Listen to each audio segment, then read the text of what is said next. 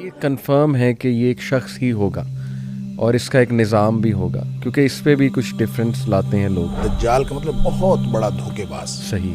Modern indicators کو دجالی تہذیب کے ساتھ جوڑنے میں کوئی حرج نہیں، لیکن بطور دجال ان کو دجال نہیں کہنا چاہیے۔ یہ دجال کے معاون، یعنی یہ معاون ہیں، لیکن اصل دجال تو ایک شخص ہی ہوگا۔ کچھ لوگ یہ کہتے ہیں کہ آج بھی کچھ ہڈن تنظیمیں جیسے فری میسنز الومناٹی کا ذکر کرتے ہیں کہ وہ لوگ بھی ملاقاتیں کرتے ہیں دجال سے، ہو سکتا ہے ایجنڈا بھی لیتے ہوں، کسی جزیرے میں قید ہے، ابھی اسے آنے کی اجازت نہیں ہے۔ جب یہ پوری طرح دھوکے کا دور بن جائے گا اور ہر چیز کے اندر دھوکہ آ جائے گا تو پھر دجال بھی آ جائے گا۔ کہ آپ کی سوچ ہے، یہ لوگ آپ کے کمروں تک دیکھتے ہیں، آپ کے لیپ ٹاپ کے کیمرہ سے، تو ان کے ہاتھ میں، کیونکہ آج کا جو جنگ ہے نا وہ ڈیٹا کی جنگ ہے، اور یہ ملٹی نیشنل جو چینز ہیں ان کے ہاتھ میں سارا کچھ آ گیا زبردست۔ اور جب وہ دجال آئے گا تو اس نے تو بس ان کے ساتھ ہی ڈیل کرنی ہے نا۔ تو پتہ نہیں کیا خوراک کھلائی جا رہی ہے، اللہ معاف کرے، کیا ہے انگریڈینٹس اس کے، اور ہم اتنا ڈیپینڈنٹ ہو چکے ہیں شیخ کہ نکلنا ہی بڑا مشکل ہے۔ ٹائم ٹریولنگ جو ہے یہ بھی امکان کے سے باہر۔ والسلام علی رسول اللہ وعلی آلہ وصحبہ اجمعین۔ السلام علیکم ورحمۃ اللہ وبرکاتہ ایوری ون۔ آج میں بہت ایکسائٹیڈ ہوں۔ ایک تو یہ کہ topic it is one of my favourite topics in the sense کہ میں اس پہ، آپ کو پتہ ہے کہ ہمیشہ کوشش ہوتی ہے کہ آگاہ کیا جائے پبلک کو فتنہ دجال کے حوالے سے، اور it's a very hot topic especially amongst the youth اس پہ بہت ریسرچ کرتے ہیں، بہت کچھ جاننا چاہتے ہیں، بڑے سوالات ہوتے ہیں یوتھ کے۔ تو I am very please, very excited کہ آج میرے ساتھ ڈاکٹر شیخ حماد لکھوی صاحب موجود ہیں۔ میں نے بڑی ریکویسٹ کی شیخ سے، ان کا بڑا پن ہے، انہوں نے ٹائم دیا، اور انشاءاللہ آج میں ان سے تمام آپ کے سوالات پوچھوں گا، اور ان کے سامنے آرٹیفیشل انٹیلیجنس کی مثالیں بھی رکھوں گا، کچھ فزکس کے کانسیپٹس بھی، تاکہ بات انشاءاللہ واضح ہو کہ ہمیں کس طرح سے سمجھنا چاہیے جو احادیث فتنہ دجال کے حوالے سے آئی ہیں، what's the right approach and how to go about it, اور ہمیں کرنا کیا ہے اس فتنے کو لے کے۔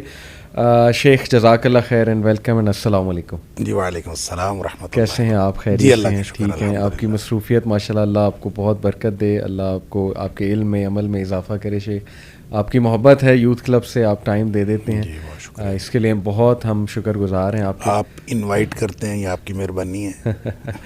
جزاک اللہ خیر شیخ۔ سو ٹاپک آپ کو بھی پتہ ہے یوتھ کا one of the favourite topics ہے، آل دو اس کے بارے میں نے سنا ہے رسول اللہ صلی اللہ علیہ وسلم جب بات کرتے تھے تو بہت سیریس انداز میں صحابہ کو وارن کرتے تھے، یہاں تک میں نے پڑھا ہے کہ ان کی آنکھیں وائڈ ہو جاتی تھیں، چہرے پہ چہرہ سرخ ہو جاتا تھا، اور صحابہ کہتے تھے ہمیں ایسے لگتا تھا کہ ابھی پیچھے سے دجال حملہ کر دے گا، نکل کے آ جائے گا۔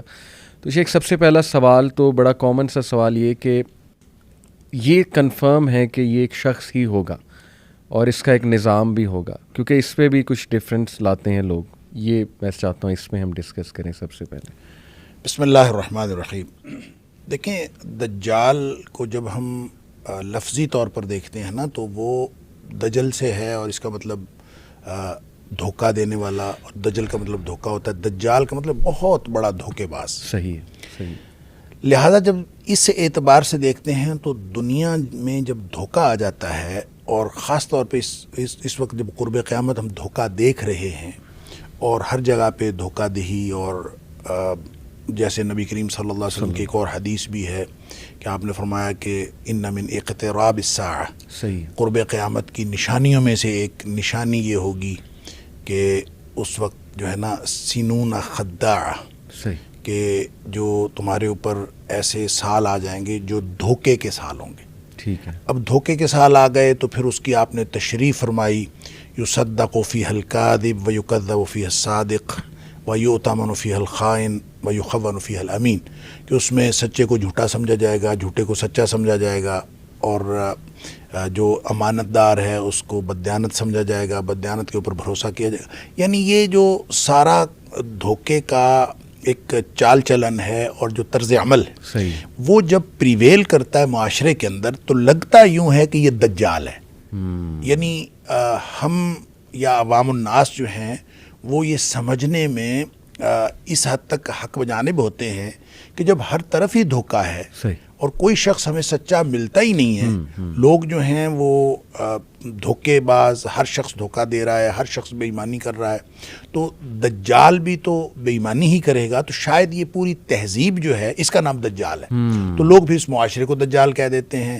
پھر یہ ہے کہ سب سے زیادہ جو میڈیا ہے اس کے اندر چونکہ یہ دھوکہ دینے کی صلاحیت سب سے زیادہ ہے، لہٰذا لوگ بعض اوقات میڈیا کو دجال کہہ دیتے ہیں. پھر نبی کریم صلی اللہ علیہ وسلم نے چونکہ فرمایا کہ اس کی ایک آنکھ ہوگی تو اس کو کیمرے کے ساتھ تشبیہ دے دیتے ہیں، کیمرے کی آنکھ ایک ہے، موبائل فون کے ساتھ تشبیہ دے دیتے ہیں کہ یہ جناب یہ دجال ہے. علی ھذا القیاس، یعنی اس طرح سے لوگوں کو اپنے جو ویوز اپلائی کرنے میں اور احادیث سے جو مطلب اخذ ہوتا ہے اس کو اپلائی کرنے میں لوگوں کے اپنے تجربات شامل ہیں. صحیح. اور لوگ اپنے تجربے کی وجہ سے یہ چیزیں جو ہیں اس کے ساتھ اٹیچ کر دیتے ہیں. وگرنہ آپ نے جو بات کہی نبی پاک صلی اللہ علیہ وسلم کی احادیث سے بالکل واضح ہے کہ وہ شخص ہوگا، وہ ایک آدمی ہوگا، اس کا باقاعدہ ماں باپ کے گھر پیدا ہوا ہوگا اور اس کی ایک شخصیت ہے. صحیح. اور اس شخصیت کے ہونے کا ایک جو ثبوت ہے، دیکھیں یہ نو ڈاؤٹ کہ نبی پاک صلی اللہ علیہ وسلم بہت ڈراتے تھے اس فتنے سے، بلکہ آپ نے فرمایا کہ آدم علیہ السلام کی تخلیق سے لے کر قیامت کے وقوع پذیر ہونے تک سب سے بڑا فتنہ. بالکل ٹھیک. اب دیکھیں وہ سب سے بڑا فتنہ اسی وجہ سے ہے کہ وہ لوگوں کو دھوکہ دے گا. بالکل. اور جب لوگوں کو ڈیسیو کیا جاتا ہے تو اب آپ سامنے عقل مند ہو، سامنے جتنا مرضی صاحب فہم و فراست ہو، جب اس کو آپ دھوکہ دے دیتے ہیں تو وہ شخص دھوکے میں آ جاتا ہے اور دھوکے میں آنے کے امکانات موجود ہوتے ہیں. بالکل. اسی لیے نبی کریم صلی اللہ علیہ وسلم کی بے شمار حدیث کے بارے میں اس کے بارے میں ہیں کہ جب آپ کو پتہ چلے کہ دجال کا ظہور ہو گیا تو آپ نے اس کی طرف نہیں جانا بلکہ اس کے دور جانا ہے. کیونکہ ایک شخص کہے گا کہ میں تو اتنا صاحب ایمان ہوں، میں اس کے ساتھ جا کے بات کروں گا، مجھے میں تو جناب، اور وہ جائے گا، جا کے اس فتنے کا شکار ہو جائے گا کیونکہ دھوکہ ہے نا. صحیح ہے. لہذا دجال کا جو لفظ ہے یہ ہمیں اپنے تجربے کے ساتھ جب ہم اس کو اٹیچ کرتے ہیں تو ہمیں ہر دھوکے باز چیز جو ہے وہ دجال لگتی ہے. اس لیے آپ کو سوشل میڈیا کے اوپر بھی اور مختلف لوگوں کے درمیان مختلف قسم کی انٹرپریٹیشنز ملتی ہیں. صحیح. نبی کریم صلی اللہ علیہ وسلم کے دور میں ایک شخص تھا، ایک لڑکا تھا، بلکہ یہودیوں کے ہاں وہ اس کا نام تو صاف یا صافی تھا، صحیح، لیکن اس کو ابن سیاد کے نام سے وہ مشہور تھا. بالکل بالکل. تو اب اس کے بارے میں صحابہ کرام نے باقاعدہ نبی کریم صلی اللہ علیہ وسلم سے یہ عرض کیا کہ اس کے اندر ہم کچھ چیزیں ایسی دیکھتے ہیں جو عام نہیں ہیں، عام لوگوں میں نہیں ہوتی، لہٰذا ہمارے خیال میں وہ دجال ہے. بالکل ٹھیک. تو نبی کریم صلی اللہ علیہ وسلم تشریف لے گئے، آپ نے اس کے ساتھ گفتگو کی. اس کا مطلب یہ ہے کہ نبی پاک صلی اللہ علیہ وسلم کا اس کو کنسیڈر کرنا، وہ دجال تھا کہ نہیں تھا، اس کے بارے میں آگے بہت ساری حدیث ہیں، وہ دجال تھا کہ نہیں تھا یہ ایک الگ بات ہے، ٹھیک ہے، لیکن نبی کریم صلی اللہ علیہ وسلم نے اس کو کنسیڈر کیا. آپ نے اس کے ساتھ گفتگو کی، حتیٰ کہ وہ کوئی کہانت وغیرہ کرتا تھا، یعنی تھا تو یہودیوں کی اولاد، لیکن وہ کوئی کسی سے کہانت سیکھی تھی یا اس کے پاس کوئی ایسی چیز تھی. کہانت کہتے ہیں کسی چیز کا حساب لگا لینا، بالکل صحیح، اور وہ حساب لگا لیتا تھا. اس کو کوئی قدرتی صلاحیت تھی یا جو بھی کچھ تھا، تو وہ ایک ایسی بات کرتا تھا جس سے لوگوں کو شک ہوتا تھا کہ یہ کوئی مافوق الفطرت قسم کی چیز. صحیح. اس لیے صحابہ کرام نے نبی پاک صلی اللہ علیہ وسلم سے فرمایا. آپ نے جا کے نا امتحان لینے کے لیے آپ نے یہ فرمایا بھی کہ آپ نے فرمایا کہ تم بتاؤ کہ میں نے دل میں کیا چیز سوچی ہے. تو وہ آگے سے کہنے لگا دخ. اچھا، نبی کریم صلی اللہ علیہ وسلم فرماتے ہیں میں نے دخان یعنی دھواں سوچا تھا، اور اس شخص نے ایسی ہی بات اس سے ملتی جلتی گیس کر لیا، یعنی اس نے ایک بہرحال اس کا گیس جو تھا قریب تھا. تو آپ صلی اللہ علیہ وسلم فرمایا کہ اس سے آگے تو نہیں جا سکتا. گویا حتمی علم تو اللہ کے پاس ہوتا ہے، اور یہ تک بندی کر لیتے ہیں لوگ جو حساب کتاب لگاتے ہیں کاہن وغیرہ. تو اس نے ایسی بات کر لی. اس کے بعد وہ شخص کافی دیر زندہ رہا. وہ یعنی عمر فاروق رضی اللہ تعالیٰ کے دور میں بھی تھا، اور لوگ جو ہیں اس کے بارے میں بعض لوگوں نے تو صحابہ کرام کے بیانات آتے ہیں کہ ہم نے تو کنفرم سمجھا ہوا تھا کہ یہی دجال. اس پر پھر ابو سعید خدری رضی اللہ تعالیٰ کی ایک حدیث جو ہے وہ ہمیں اس کے بارے میں ایک رہنمائی فراہم کرتی ہے. حضرت ابو سعید خدری رضی اللہ تعالیٰ عنہ فرماتے ہیں کہ ہم حج کے لیے گئے تو ساتھ وہ بھی تھا. اچھا. تو راستے میں کسی جگہ میں بیٹھے تو کہتے ہیں کہ مجھے اس سے ابو سعید خدری رضی اللہ تعالیٰ عنہ مجھے اس سے نفرت تھی. میرا دل کرتا تھا کہ یہ نا کہیں دور بیٹھے. تو اس نے کہیں سامان جو ہے دوسرے درخت کے نیچے, میں نے کہا دھوپ ہے اپنے درختوں کے نیچے بیٹھ جائے تو تاکہ دور ہو جائے. بالکل ٹھیک. تو وہ بیٹھ تو گیا دور, صحیح. تو پیاس ہمیں لگی ہوئی تھی, اس نے اپنی بکری کا دودھ دوہا, صحیح, اور لا کے مجھے پیالے میں پیش کیا. صحیح. ابو سعید خدری رضی اللہ تعالیٰ فرماتے ہیں میں اس کے ہاتھ سے دودھ پینا نہیں چاہتا تھا, لہٰذا میں نے اس کو کہا بھی اتنی شدید گرمی ہے اور یہ دودھ بھی گرم ہے, میں نہیں پیتا. صحیح. اور آپ نے یہ کہہ کے نا اس کا دودھ واپس کر دیا. ٹھیک. تو اس کو سمجھ بھی آ گئی کہ نا یہ اوائڈ کر رہے ہیں. تو اس نے پھر یہ بات کہی, اس نے کہا دو لوگ مجھے دجال سمجھتے ہیں, حالانکہ نبی کریم صلی اللہ علیہ وسلم کی حدیث ہے کہ وہ کافر ہوگا. بالکل. اور میں تو مسلمان ہوں, ہاں, میں حج کرنے کے لیے جا رہا ہوں. صحیح. پھر نبی کریم صلی اللہ علیہ وسلم نے فرمایا کہ وہ لا ولد ہوگا. میری تو اولاد ہے, میں اپنی اولاد چھوڑ کے آیا ہوں, مدینے میں میرا لڑکا ہے, میرا بیٹا. صحیح. پھر نبی کریم صلی اللہ علیہ وسلم فرمایا مدینہ اور مکہ میں وہ داخل نہیں ہو سکے گا. جی ہاں. تو میں تو مدینہ منورہ میں رہتا ہوں اور مکہ میں جا رہا ہوں. صحیح.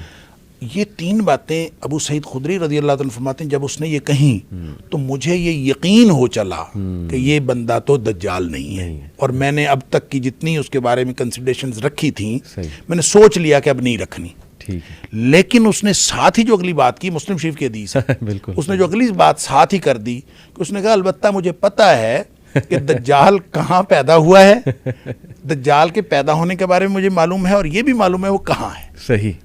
بس وہ کہتے ہیں یہ بات اس نے کی تو ابو سعید خدری رضی اللہ عنہ مجھے فرماتے ہیں مجھے پھر اس بارے میں شک ہو گیا. اس کے بارے میں یہ کہا جاتا ہے کہ وہ واقعہ حرہ کے بعد وہ کہیں گم ہو گیا تھا. اچھا. کہیں وہ یعنی اس کی موت کسی نے نہیں دیکھی, وہ شخص گم ہو گیا تھا. اس لیے جو لوگوں نے تطبیق دی ہے محدثین نے, تمیم داری والی حدیث آپ لوگوں کو معلوم ہے, وہ شاید عوام الناس کو بھی معلوم ہوگی, جنہوں نے جا کے دجال کو دیکھا تھا. تو ان دونوں احادیث کو تطبیق دیں, اور اس طرح کی یہ جو ابن سیاد والی ساری, ابن سعید بھی اس کو بعض لوگ کہتے ہیں, اس کو اب تطبیق دیں تو جو نتیجہ نکلتا ہے, جو علماء نے نتیجہ نکالا ہے, وہ یہ کہ یہ شخص جو تھا نا, یہ کوئی غالباً شیطان تھا. اچھا. شیطان کا کوئی پرتو تھا, اور اس کا کنیکشن تھا اس شخص کے ساتھ, دجال کے ساتھ. وہ جو اصل دجال ہے, یہ دجال نہیں تھا, لیکن اس کا کنیکشن اس کے ساتھ تھا, اور یہ پھر دوڑا بھی وہاں سے ہے. اور بعض نے کہا کہ شیطان نے ایک انسانی روپ دھارا ہوا تھا. صحیح. اور اس لیے لوگوں کو اس کی پیدائش اور اس کی وفات کے بارے میں کچھ علم نہیں ہے. اور بعض لوگوں کا خیال ہے کہ نہیں, چونکہ نبی پاک صلی اللہ علیہ وسلم نے فرمایا کہ دجال ایک تو نہیں ہوگا, بڑے دجال کے آنے سے پہلے بہت سارے دجال آئیں گے, دھوکے باز بہت سارے آئیں گے, اور اس میں سے ایک دھوکے باز وہ بھی تھا. ٹھیک ہے. اس طرح کی انٹرپریٹیشن ہے. ایک بات ان ساری باتوں سے سمجھ آتی ہے کہ وہ ہوگا شخص, ایک فرد ہوگا, اور اس کی باقاعدہ تھنکنگ ہوگی, وہ انسانوں کی طرح بات کرے گا, اور انسانوں کی طرح ہی وہ گفتگو کرے گا, اور انسانوں میں سے ہوگا. بالکل ٹھیک. وگرنہ اگر وہ کوئی مشین ہوتی, یا اگر وہ کوئی معاشرہ ہوتا, یا مجرد فکر ہوتی, تو نبی کریم صلی اللہ علیہ وسلم اس ابن سیاد کو قطعاً کنسیڈر نہ کرتے. بالکل ٹھیک. جزاک اللہ, بڑی ڈیٹیل میں آپ نے بتایا. ایک سوال میرے ذہن میں آ رہا تھا, بلکہ کسی نے مجھ سے پوچھا بھی تھا کہ اگر صحابہ ابن سیاد کو دجال کنسیڈر کر رہے تھے, تو دجال کی تو فزیکل کریکٹرسٹک اتنے واضح ہیں. آنکھ کا جو ذکر ہے کہ ایک آنکھ تو جو ہے وہ اس طرح گریپ کی طرح پروٹیوٹ کر رہی ہوگی, تو کیا ابن سیاد پہ وہ فزیکل کریکٹرسٹک پورے اتر رہے تھے جو صحابہ نہیں اتر رہے تھے؟ یہی تو میں کہہ رہا ہوں, نہیں اتر رہے تھے. اسی لیے تو صحابہ کرام شک میں مبتلا تھے کہ اس کے اندر کچھ خصوصیات تھیں. ایک بات. دوسری بات یہ ہے کہ نبی پاک صلی اللہ علیہ وسلم نے جتنی دجال کی نشانیاں بتائی ہیں, وہ کوئی ایک ہی فہرست میں تو نہیں بتا دی. آپ مختلف اوقات میں بتاتے رہے. اب ہمارے پاس کمپائل ہو کے وہ ساری موجود ہیں. بالکل. لیکن اس وقت جب ابن سیاد موجود تھا, اس وقت کچھ نشانیاں بتائی تھی, کچھ نہیں بتائی تھی. البتہ کافر والی تو تھی. یہ جو مسلم شریف کی حدیث میں خود وہ کہہ رہا ہے, ابو سعید خدری رضی اللہ عنہ کی روایت کے مطابق وہ خود کہہ رہا ہے کہ نبی پاک صلی اللہ علیہ وسلم کافر ہوگا, میں تو مسلمان ہوں. تو اس کا مطلب یہ نشانیاں تو تھیں. بالکل ٹھیک. کچھ لوگ یہ کہتے ہیں کہ دیکھیں, تمیم الداری کی حدیث سے تو ثابت ہو رہا ہے کہ دجال پیدا بھی ہو چکا ہے, موجود بھی ہے, ایک جزیرے میں قید بھی ہے. کیا یہ بنی اسرائیلی روایت ہے, صحیح حدیث ہے کہ وہ بانجھ اس کے ماں باپ ہوں گے, کافی عرصے سے بچہ نہیں ہو رہا ہوگا, تو پھر دجال وہاں پیدا ہوگا اور ینگ ایج میں باہر نکلے گا؟ تو کیا اس نے پیدا ہونا ہے دوبارہ سے یا وہ پہلے سے موجود ہے؟ یہ تھوڑا سا کنفیوژن دیکھیں ہوتا ہے. پیدا ہونے کے بارے میں تو کوئی صحیح حدیث نہیں ہے صحیح ہے کہ نبی پاک صلی اللہ علیہ وسلم ایسی کوئی بات فرمائی ہو کہ وہ پیدا ہوگا فلاں جگہ ہوگا. ٹھیک ہے. البتہ جو تمیم داری والی روایت ہے اس کو نبی پاک صلی اللہ علیہ وسلم نے انڈورس کیا ہے کہ دجال ہی تھا. دجال ہی تھا. اور وہ جب وہ دیکھ کے آئے ہیں مل کے آئے ہیں پھر اس نے جو نشانیاں پوچھیں وہ بھی نشانیاں نبی کریم صلی اللہ علیہ وسلم نے بتائی ہیں. بالکل ٹھیک. اور اس کا مطلب یہ ہے کہ وہ شخص پیدا ہو چکا ہے اور کہیں پہ اس کو کسی جگہ پہ قید ہے ٹھیک ہے. یا اس کو خاص موقع پر اس کا ظہور کے لیے، کیونکہ جتنے بھی الفاظ احادیث میں آتے ہیں کہیں بھی یہ نہیں آیا کہ وہ پیدا ہوگا، صحیح ظہور ہوگا. ظہور ہوگا. اور ظاہر اس چیز کا ہوتا ہے جو پہلے خفیہ ہو، مخفی ہو، اور مخفی چیز ظاہر ہو جائے. بالکل ٹھیک. اور اس لیے دجال کے بارے میں جتنی دفعہ بھی نبی پاک صلی اللہ علیہ وسلم فرمایا ظہور کی بات ہی ہے. حتیٰ کہ مسلمانوں کے وہ جو قسطنطنیہ کے اوپر مسلمان جو ہیں وہ حملہ آور ہو رہے ہوں گے اور مسلمان وہاں پہ یعنی فتح حاصل کریں گے تو ان کو بتایا جائے گا کہ پیچھے سے دجال کا ظہور ہو گیا ہے اور وہ واپس دوڑیں گے، حالانکہ دجال کا ظہور نہیں ہوا ہوگا تو وہ واپس دوڑیں گے. تو ظہور ہر جگہ پہ ظہور کی بات ہے. بالکل. اس کا مطلب ہے کہیں مخفی ہے. تو تمیم داری رضی اللہ تعالیٰ عنہ والی جو حدیث ہے وہ اس کو انڈورس کرتی ہے کہ وہ کسی جگہ پہ موجود ہے اور ایک خاص وقت میں وہ ظاہر ہوگا. آپ نے بھی ایک بات کی کہ ہو سکتا ہے وہ شخص اس سے ملاقات میں ہو، ملتا ہو. تو اسی کو بیسس بنا کے کچھ لوگ یہ کہتے ہیں کہ آج بھی کچھ ہڈن تنظیمیں جیسے فری میسنز الومناٹی کا ذکر کرتے ہیں کہ وہ لوگ بھی ملاقاتیں کرتے ہیں دجال سے. ہو سکتا ہے ایجنڈا بھی لیتے ہوں، کسی جزیرے میں قید ہے، ابھی اسے آنے کی اجازت نہیں ہے، لیکن جس طرح کے حالات بن رہے ہیں اسپیشلی ویسٹرن سویلائزیشن کو دیکھا جائے تو 9/11 کے بعد وہ پھر سارے ریلیشن کرتے ہیں کہ میں آپ کو جیسے بتاتا ہوں ان کے دلائل، سارے لوگوں کے میں دلائل سامنے رکھتا ہوں کہ 9/11 کے بعد ایک بہت بڑا فتنہ پھیلا. وہ کہتے ہیں کہ صحیح مسلم میں وہ حدیث میں بھی ہے کہ وہ فتنہ جو ہے وہ عربز کو اسپیشلی اپنی گھیر میں لے لے گا. اس میں بہت قتل و غارت ہوگی، اس میں اٹیک کیا جائے گا مسلم لینڈز پہ، اور اس میں یمن، شام اور عراق یہ 3 علاقے خاص طور پہ یہاں خانہ جنگی ہوگی، یہاں پہ سینکشنز لگائی جائیں گی. وہ ساری حدیث ریلیٹ کر کے پھر یہ کہ دجال کے 3 سال آنے سے پہلے قحط سالی ہوگی. پھر یہ بھی وہ حدیث لاتے ہیں کہ 6 سال پہلے ایک بہت بڑی وار ہوگی، آرمگیڈون ہوگی. تو ان ساری چیزوں کو سامنے رکھتے ہوئے کہتے ہیں کہ یہ جو 2001 کے بعد ابھی تک کا دور چل رہا ہے یہ پری دجالک ایک آپ کہہ لیں دور ہے. اب اس کا صرف فزیکل آنا رہ گیا. پھر وہ اس میں سائنٹیفک جو آج کل ہم فینومیناز دیکھ رہے ہیں، جیسے میں آپ کو ایک مثال دیتا ہوں کہ میٹاورس جو ہے وہ آپ کو پتہ ہے کہ ورچوئل ریالٹی وہ لگا لیتے ہیں اور پھر انسان اپنا ایک پوری دنیا کریٹ کر سکتا ہے اس میں یہاں تک ہم نے سنا ہے جو بالکل صحیح بات ہے کہ انسان کے موت کو ڈیفیٹ کر دے گا. وہ ایسے کہ کسی بھی انسان کی کانشیسنیس ریکارڈ ہو رہی ہے ایک کمپیوٹر پروگرام میں یا ایک چپ میں، جب وہ انسان مرے گا تو سمپلی وہ چپ اس کے ذہن سے نکال کے کمپیوٹر پروگرام اس کو کاپی کرے گا. بالکل وہی انسان، اسی کی آواز کا انسان میٹاورس میں کریٹ ہو جائے گا، کھڑا ہو کے آ جائے گا. تو ان شارٹ وہ مرا نہیں ہے، بس اس کی باڈی ڈس انٹیگریٹ کی ہے، لیکن وہ پورا کا پورا انسان، اس کے ماں باپ یا جو بھی وہ ہیں مرے ہیں، وہ میٹاورس میں ان کے ساتھ بات چیت کر رہا ہے. تو یہ ساری چیزیں دیکھتے ہوئے نا لوگ کہتے ہیں کہ یار یہی فتنہ دجال کے نشانیاں ہیں جو حدیث میں بتائی گئی ہیں کہ وہ مردوں کو زندہ کرے گا. پھر یہ کہ وہ ایسے ایسے میریکلز دکھائے گا جیسے لوگ حیران ہو جائیں گے. اس کے ہاتھ میں رزق ہوگا، جدھر جائے گا قحط سالی لے آئے گا، جدھر جائے گا وہ جو ہے رزق دے دے گا لوگوں کو، اس کے ہاتھ میں جنت ہوگا، دوزخ. تو لوگ اس کو نا ماڈرن چیزوں سے ریلیٹ کرتے ہیں بہت زیادہ. تو کیا یہ اپروچ ٹھیک ہے؟ اس کی کتنی حد تک اجازت ہے؟ اور ہمیں کیا غور و فکر واقعی کرنا چاہیے ان حالات کو سامنے رکھتے، تاکہ ہم خود بھی وارن ہوں، اپنی جنریشن کو بھی وارن کر سکیں کہ دیکھو فتنہ تو تمہارے سامنے ہے، موومنٹس، ازمز اور اسکزمز کتنے چل رہے ہیں، اور ہماری بچیاں غلط سائٹ پہ جا رہی ہیں، LGBTQ آج آپ دیکھ لیں. یہ ساری چیزیں ریلیٹ کرنا ٹھیک ہے؟ دیکھیں اصل میں نا آپ اگر اس کو جیسے آپ نے کہا پری دجالک دور اگر اس کو ہم کہہ دیے جائے تو یہ غلط نہیں ہوگا. میرے خیال ہے یہ تو اس میں تو کوئی حرج نہیں ہے صحیح کہ دجال کے لیے پورا ماحول تیار ہو رہا ہے. بالکل ٹھیک. ایک اس کے لیے پورا ایک سرکمسٹانسز کریٹ کیے جا رہے ہیں. اور جب یہ پوری طرح دھوکے کا دور بن جائے گا اور ہر چیز کے اندر دھوکہ آ جائے گا تو پھر دجال بھی آ جائے گا.